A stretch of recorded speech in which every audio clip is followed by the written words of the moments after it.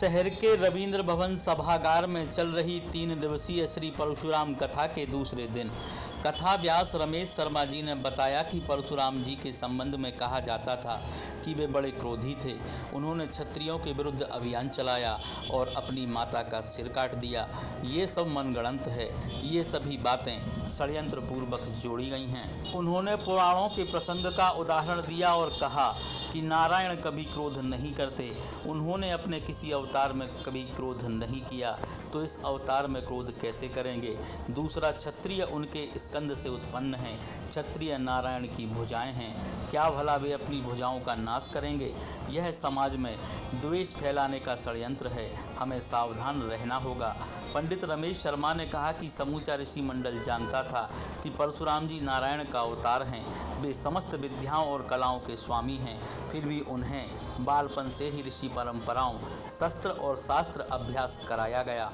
यह प्रसंग समाज को संदेश देता है कि व्यक्ति निर्माण और संस्कार समृद्धि पर बालपन से ही ध्यान दिया जाना चाहिए। यदि पुराण कथाओं का अध्ययन करेंगे तो देखेंगे कि वे अवतार हों या महामानव, सबकी शिक्षा दीक्षा पर बचपन से ही ध्यान दिया गया था। जिन पर ध्यान नहीं दिया गया उन्होंने स्वयं का अहित किया, साथ ही समाज और राष्ट्र को भी नुकसान पहुंचाया।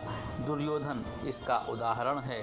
शुक्रवार की कथा में भृगुवंश, हय वंश का परिचय, सहस्त्रबाहु की जन्म प्रसंग की बाल लीलाएं, वेदाध्ययन, शस्त्र अभ्यास, सूर्यदेव द्वारा देवी रेणुका को छत्र और उपान्ह भेंट करना, सुनाशैप की मुक्ति और भगवान शिव द्वारा भगवान परशुराम जी को दिए गए वरदान की कथा सुनाई गई। इस दौरान बड़ी संख्या में भक्त उपस्थित रहे। साथ ही समाज के अलग अलग क्षेत्रों में उत्कृष्ट कार्य करने वालों का सम्मान भी किया गया।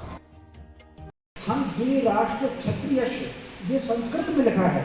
मम पिता राष्ट्र क्षत्रियस्य लिखा है।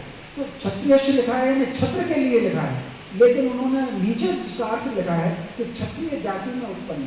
पूरी ऋचा में जाति शब्द नहीं आया है, क्षत्रियस्य शब्द आया है। मम पिता राष्ट्र क्षत्रियस्य, लेकिन उन्होंने अनुवाद में जो लिखा है वो क्षत्रिय जाति का ही अनुवाद लिखा हुआ है।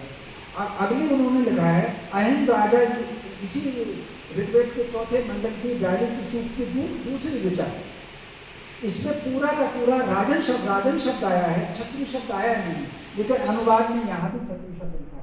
तो कुल मिला करके ये मेरे पास 5-7 ऋचाओं के जो नाम हैं, तो कुल मिला करके ये जो उन्होंने घोषणाएं की हैं, इस तरह की ये जो बात हुई, तो फिर सारी की सारी कथा जो भगवान परशुराम की कथा अगर आप देखेंगे तो पहली कथा शिव ने पार्वती को सुनाई है, तो दूसरी जो कथा आती है वो विश्वामित्र ने राम जी को सुनाई है, तीसरी जो कथा आती है कृष्ण जी ने युधिष्ठिर को सुनाई है। युधिष्ठिर ने कृष्ण जी से भगवान परशुराम जी की कथा सुन करके जानते, कथा सुनने के बाद युधिष्ठिर क्या बोलते, ये महाभारत के शांति पर्व का अध्याय 50वां श्लोक 104 श्लोक है। जब युधिष्ठिर ने भगवान परशुराम जी की अभ्यर्थना की, उन्होंने उनका जो अर्थ मैं आपको पढ़ के सुनाता हूँ। अहो ये मनुष्य लोग धन्य हैं और इस भूतल पर निवास करने वाले मनुष्य बड़े भाग्यवान हैं, जहाँ द्विजवर परशुराम जी ने ऐसे धर्म संगत महान कार्य किए। मुझे एक बात बताइए, क्या कोई व्यक्ति क्रोध करता है, कोई व्यक्ति किसी वर्ग विशेष के विरुद्ध अभियान होता है, तो क्या ये धर्म संबद्ध कार्य माना जाता है? और अगर ये धर्म संबद्ध कार्य अगर है तो क्या कह सकते हैं इसको? तो कहने का अर्थ जो है, इन सारी चीज़ों को आपको जो भारत के बारे में जो खंडन किया जा रहा है,